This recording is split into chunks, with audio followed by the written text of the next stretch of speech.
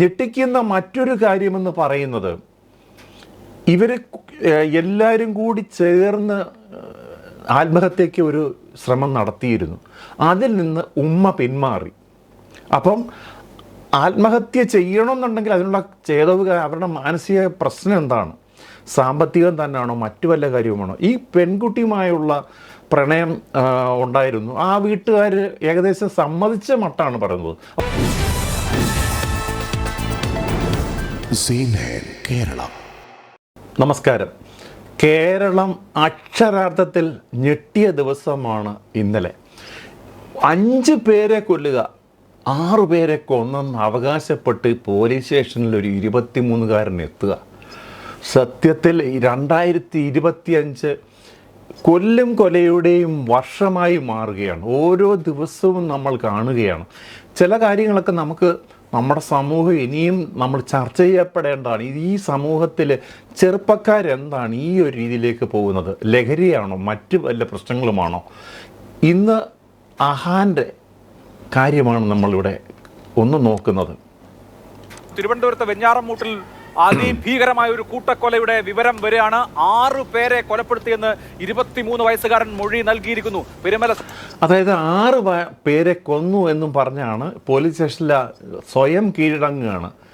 അപ്പോൾ ഈ പ്രതിയുടെ മാനസികാവസ്ഥ, നമ്മളൊരു ഒരു കോഴി വാങ്ങിക്കാൻ നമ്മൾ ചെന്ന് കഴിഞ്ഞാൽ, ഓർഡർ ചെയ്ത് കഴിഞ്ഞാൽ നമ്മൾ തിരിഞ്ഞ് കാര്യം ആ കോഴിയെ കൊല്ലുന്ന ഒരു നിമിഷം പോലും നമുക്ക് സത്യത്തിൽ മാനസികമായി ഉൾക്കൊള്ളാൻ പലർക്കും പറ്റത്തില്ല. ആ ബ്ലഡ് കാണുന്നതൊക്കെ ഒരു വലിയ, പക്ഷേ ഒരു കൊല നടത്തിയിട്ട് 20 കിലോമീറ്റർ സഞ്ചരിച്ച് അടുത്ത കൊലയ്ക്ക് പോവുക, അതുപോലെ തന്നെ ഗേൾ ഫ്രണ്ടിനെ വിളിച്ചു വരുത്തി കൊലപാതകം നടത്തുക, ഇതിൻ്റെയൊക്കെ പിന്നിലെ മാനസികമായ അവസ്ഥ എന്തായിരിക്കും? പൊതുവേ നമ്മൾ ആദ്യം സംശയിക്കുന്നത് ഇപ്പോഴത്തെ ചെറുപ്പക്കാരുടെ ലഹരിയാണ്. പക്ഷേ ഇപ്പോൾ പുറത്തു വരുന്ന വിവരമനുസരിച്ച് ഈ പയ്യൻ ലഹരി ഉപയോഗിക്കുന്നതായിട്ടുള്ളൊരു തെളിവൊന്നുമില്ല. കടുത്ത മാനസിക സമ്മർദ്ദത്തിന് അടിമയായിരുന്നു.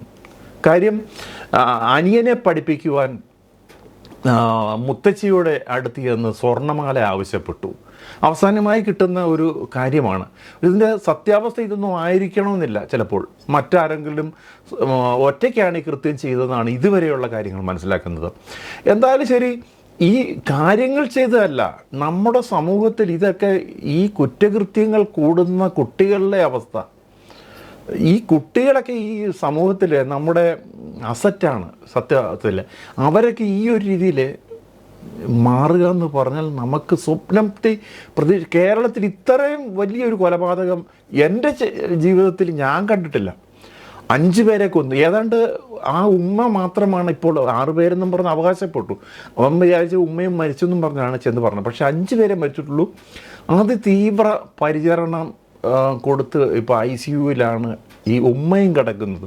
അവരും രക്ഷപ്പെടുവോ ഇല്ലയോ എന്നുള്ള കാര്യം സംശയമാണ്. എന്തായാലും ശരി, ഇദ്ദേഹത്തിൻ്റെ കുടുംബത്തിൻ്റെ ബാക്ക്ഗ്രൗണ്ട് എന്ന് പറഞ്ഞാൽ അച്ഛൻ വാപ്പ എന്ന് പറയുന്നത് ഗൾഫിലാണ്, സൗദി അറേബ്യയിലെ റിയാദിലാണ്. അവിടെ സ്പെയർ പാർട്സിൻ്റെ 2-3 കടകളൊക്കെ ഉണ്ടാണ്. അവിടെ കുറച്ച് ഈ അത്യാവശ്യം സ്റ്റാഫിനെയൊക്കെ വെച്ച് നടത്തുന്നതാണെന്നും ഇപ്പോൾ ദമാമിലാണെന്നും ഈ കോവിഡിന് ശേഷം വന്ന കടുത്ത സാമ്പത്തിക പ്രതിസന്ധിയെ തുടർന്ന് റിയാദിലേക്ക് പോകാൻ പറ്റാത്ത അവസ്ഥയാണെന്നും അദ്ദേഹത്തിന് നാട്ടിലേക്ക് വരാൻ പറ്റാത്തൊരവസ്ഥയിൽ കഴിയുകയാണെന്നും ഒക്കെ ഉള്ള ന്യൂസുകൾ വരുന്നു. അപ്പം ഈ കുടുംബമൊക്കെ ഗൾഫിൽ പോയി അവിടെ ജീവിതമൊക്കെ നയിച്ചിട്ടുള്ളൊരു ഫാമിലി കൂടിയാണ്. നമ്മൾ പൊതുവിൽ നോക്കുമ്പോൾ സാമ്പത്തിക ഭദ്രത കാണുന്ന ഒരു ഫാമിലിയായിട്ടാണ് സമൂഹം മനസ്സിലാക്കുന്നത്. പക്ഷേ ഇതിൻ്റെ ഉള്ളിൽ ഇപ്പോൾ പുറത്തു വരുന്നത് 40 ലക്ഷത്തിൻ്റെ ബാധ്യതയുണ്ടെന്നും ഒക്കെ പറയുന്നു. പിന്നെ ഞെട്ടിക്കുന്ന മറ്റൊരു കാര്യമെന്ന് പറയുന്നത് ഇവർ എല്ലാവരും കൂടി ചേർന്ന് ആത്മഹത്യയ്ക്ക് ഒരു ശ്രമം നടത്തിയിരുന്നു. അതിൽ നിന്ന് ഉമ്മ പിന്മാറി. അപ്പം ആത്മഹത്യ ചെയ്യണമെന്നുണ്ടെങ്കിൽ അതിനുള്ള ചേതവ് അവരുടെ മാനസിക പ്രശ്നം എന്താണ്? സാമ്പത്തികം തന്നെയാണോ, മറ്റു വല്ല കാര്യവുമാണോ? ഈ പെൺകുട്ടിയുമായുള്ള പ്രണയം ഉണ്ടായിരുന്നു. ആ വീട്ടുകാർ ഏകദേശം സമ്മതിച്ച മട്ടാണ് പറയുന്നത്. അപ്പോൾ പിന്നെ അവർ എതിർത്തതിൻ്റെ പേരിൽ അങ്ങനൊരു കൊലപാതകം ആ കുട്ടിയെ കൂടെ കൊല്ലേണ്ട ആവശ്യമില്ലായിരുന്നു. പക്ഷെ അപ്പോൾ അവിടെയും സംശയം നിലനിൽക്കുന്നത് ഇവനും എലിവിഷം എടുത്ത് കഴിച്ചെന്നാണ് പറഞ്ഞത്. ഇത്രയും ചെയ്തിട്ട് എലിവിഷമാണ് കഴിച്ചത്. അപ്പോൾ ഇവൻ മരിച്ചു കഴിഞ്ഞാൽ ഇവൾ ജീവിക്കരുത് എന്ന ചിന്തയിലാണ് ഈ കുടുംബ പ്രശ്നത്തിൽ ഈ കുട്ടി കൂടി ബലിയാടാവുകയാണ് ചെയ്തത്. സത്യത്തിൽ നമുക്കിതിനെക്കുറിച്ച് ഒരു രീതിയിലും മാനസികമായി ഉൾക്കൊള്ളാൻ പറ്റാത്ത കേരളത്തിൻ്റെ ചരിത്രത്തിലെ ആദ്യ സംഭവമാണ്. അഫ്സാൻ എന്ന് പറയുന്നത് ഇദ്ദേഹത്തിൻ്റെ പേര് അഫാൻ എന്നാണ്. അഫ്സാൻ എന്ന് പറയുന്ന സഹോദരൻ. ഈ സഹോദരൻ 8ലും 9ലും മറ്റേ പഠിക്കാറുണ്ട്. ഈ പയ്യനെ അങ്ങേയറ്റം സ്നേഹത്തോടെ വാത്സല്യത്തോടെ അച്ഛൻ്റെ വാപ്പയുടെ അഭാവത്തിൽ കൊണ്ടുപോകുന്നുണ്ട്. പള്ളിയിലൊക്കെ പ്രാർത്ഥനയ്ക്ക് ഇവനോടൊപ്പം കൊണ്ടുപോകുന്നു. അപ്പോൾ ഇങ്ങനെയൊക്കെ ഈ കൊച്ചനെ സംരക്ഷിച്ചുകൊണ്ടിരുന്ന ഒരു ആളുകൂടിയാണ് അഫാൻ. ഈ പയ്യന് ഫീസ് അടയ്ക്കുവാൻ പൈസ ഇല്ല. മുത്തശ്ശി എടുത്ത് ചെന്നു. മുത്തശ്ശി പല പ്രാവശ്യം പൈസ കൊടുക്കാറുണ്ടായിരുന്നു. പക്ഷെ ഒരു ചെറിയ മാലയോ മറ്റോ കടന്നു. ഇനി തരത്തില്ല എന്ന് പറഞ്ഞ ഒരു കാര്യമുണ്ട്. അതൊരു വികാരം മനസ്സിൽ കിടക്കുന്നതായിട്ട് പറയുന്നു. മറ്റ് കാര്യം എന്ന് പറഞ്ഞാൽ ഈ 40 ലക്ഷം 50 ലക്ഷത്തിൻ്റെ സാമ്പത്തിക പ്രതിസന്ധി ഉണ്ടെന്ന് പറഞ്ഞു. ഈ പെണ്ണ് ഫർസാൻ എന്ന് പറയുന്ന ഒരു കോളേജ് വിദ്യാർത്ഥി PG ചെയ്യുന്ന വിദ്യാർത്ഥിയാണെന്ന് മനസ്സിലാക്കുന്നു. അപ്പോൾ ഇതുമായുള്ള ബന്ധം അതിനകത്ത് വലിയ തർക്കങ്ങളൊന്നും ആ ബന്ധത്തിൽ ഇല്ലായിരുന്നു എന്നാണ് ഇതുവരെ മനസ്സിലാക്കാൻ കിട്ടുന്നത്. പിന്നെ പിതാവിൻ്റെ മാതാവ് 80-85 വയസ്സോ മറ്റോ ഉണ്ട്. എന്ത് ചെയ്യാൻ ഈ ജന്മം ഈ 80 വർഷം ഭൂമിയിൽ ജീവിച്ചിട്ട് ചെറുമകൻ്റെ ചുറ്റികയ്ക്ക് മരണത്തിന് കീഴടങ്ങുക പറയുക എന്ത് ദുരവസ്ഥയാണ്. പിന്നെന്ന് പറഞ്ഞാൽ അച്ഛൻ്റെ, അതായത് വാപ്പയുടെ സഹോദരൻ ഈ ലത്തീഫ് എന്ന് പറഞ്ഞ ഈ പിതാവിൻ്റെ സഹോദരൻ എല്ലാ കാര്യങ്ങളിലും ഇടപെട്ടിരുന്നു എന്നാണ് പറയുന്നത്.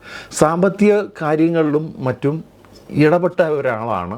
അപ്പോൾ അതിൻ്റെ എന്തെങ്കിലും വൈരാഗ്യം ഈ പിതാവിൻ്റെ സഹോദരനായ ലത്തീഫിനോട് ഉണ്ടാകാൻ സാധ്യതയുണ്ട്. അപ്പോൾ അതൊരു കാരണം. ഈ സമയത്ത് ഈ ലത്തീഫിൻ്റെ ഭാര്യ വന്ന് അടുക്കളയിൽ നിന്ന് വന്നപ്പോൾ ഈ ചായ കുടിച്ചുകൊണ്ടിരിക്കുന്ന സമയത്ത് അങ്ങോട്ട് പോയി പുറകിൽ നിന്ന് പോയാണ് ചുറ്റുകൊണ്ട് അടിച്ചേക്കുന്നത്. ഈ ഷാഹിദ എന്ന് പറയുന്ന ഈ സ്ത്രീയെ കൊന്നേക്കുന്നത് ഭർത്താവിനെ കൊന്നത് കണ്ട് കയറി വന്ന സമയത്ത് താഴെ വീണ് കിടക്കുന്നതായിട്ട്. മറ്റേത് ഈ ലത്തീഫ് കസേരയിൽ തന്നെ ഇരിക്കുകയായിരുന്നു. ഇനിയും കൂടുതൽ വിവരങ്ങൾ പുറത്തു വരേണ്ടതുണ്ട്. മറ്റെന്തെങ്കിലും ഉണ്ടോ എന്ന് കൂടുതൽ വിവരങ്ങളൊന്നും ലഭ്യമല്ല. 23 വയസ്സുള്ള അഫാൻ എന്ന ചെറുപ്പക്കാരൻ ഇപ്പോൾ വെഞ്ഞാറൂട് പോലീസ് എത്തി പറയുന്നു താൻ 6 പേരെ കൊന്നു. അതിൽ 3 പേര് പേരുമല സ്വദേശികളാണ്, 2 പേര് ചുള്ളാളം സ്വദേശികളാണ്, ഒരാൾ പാങ്ങോട് സ്വദേശിയാണ്. അങ്ങനെ പേരുമല, ചുള്ളാള, പിന്നെ പാങ്ങോട്, ഇതെല്ലാം വെഞ്ഞാറമൂടിൻ്റെ പരിസര പ്രദേശങ്ങളാണ്. പക്ഷേ ഒരു കൊലപാതകം നടന്ന് 20 കിലോമീറ്ററൊക്കെ പോയി വീണ്ടും ബൈക്കിൽ പോയി സധൈര്യം പോവുക എന്ന് പറഞ്ഞാൽ തന്നെ ഒരു ആ പയ്യൻ്റെ മനസ്സ് എത്ര കാഠിന്യമുള്ളതാണ് നമ്മൾ മനസ്സിലാക്കണം.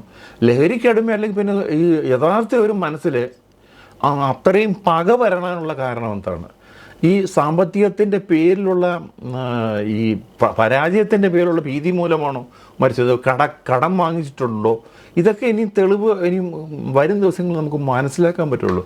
കടക്കാരുടെ ശല്യം ഉണ്ടെന്നും പ്രാദേശികമായ റിപ്പോർട്ടുകളുണ്ട്. എത്രത്തോളം സത്യമാണെന്ന് നമുക്ക് പറയാൻ പറ്റത്തില്ല. ഇദ്ദേഹത്തിൻ്റെ കൂടെ ഈ പള്ളിയിലൊക്കെ കാണുന്നൊരു പയ്യൻ പറയുന്ന കാര്യങ്ങൾ ഇതിനു മുമ്പ് എലിവിഷം കഴിച്ചായിട്ടുള്ളൊരു പ്രശ്നം ഉണ്ടായിരുന്നു, അല്ലാതെ വേറെ നമുക്ക് അറിയത്തില്ല. ശരിയാണ്.